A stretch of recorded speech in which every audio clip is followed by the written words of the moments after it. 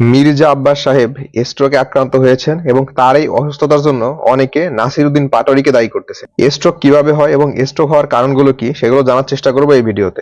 Stroke কিভাবে হয়? দেখেন, আমাদের ব্রেইনকে যেসব রক্তনালীগুলো রক্ত সাপ্লাই দিচ্ছে, সেই রক্তনালীতে যদি কোনো ব্লক সৃষ্টি হয় এবং সেই রক্তনালীটা যদি বন্ধ হয়ে যায়, তাহলে আমাদের রক্ত কিন্তু ব্রেনে পৌঁছাতে পারবে না। এই রক্ত ব্রেনে পৌঁছাতে না পারলে সেটাকে বলা হয় স্ট্রোক এবং এটার নাম হচ্ছে ইসকেমিক স্ট্রোক। এবং এই যে রক্তনালীগুলো আমাদের ব্রেইনে রক্ত সরবরাহ করতেছে, এই রক্তনালী যদি কোনো কারণে ফেটে যায় এবং সেইখান থেকে যদি রক্তক্ষরণ হয়, তাহলে সেটাকে আমরা স্ট্রোক বলি এবং এটাকে আমরা বলি হেমোরেজিক স্ট্রোক। তাহলে স্ট্রোকের কারণ কি কি কি কারণে স্ট্রোক হতে পারে?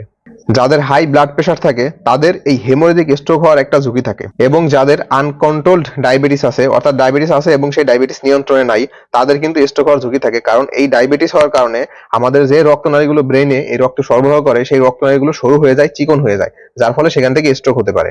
যাদের রক্তে কোলেস্টেরলের পরিমাণটা অনেক বেশি, এই কোলেস্টেরলের পরিমাণ বেশি থাকার কারণে আমাদের রক্তনালীতে ব্লক সৃষ্টি হয়, অ্যাথেরোস্ক্লেরোসিস হয়, অর্থাৎ চর্বি জমে আমাদের রক্তনালীটা বন্ধ হয়ে যায় এবং সেইখান থেকে স্ট্রোক হতে পারে।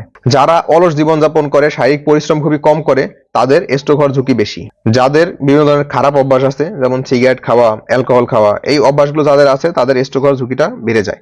এবং যাদের ফ্যামিলি হিস্ট্রি আছে, অর্থাৎ তার ফ্যামিলিতে আগে কেউ স্ট্রোক করেছে, তাহলে সেই সব মানুষের স্ট্রোক হওয়ার ঝুঁকি এমনিতেই বেশি থাকে।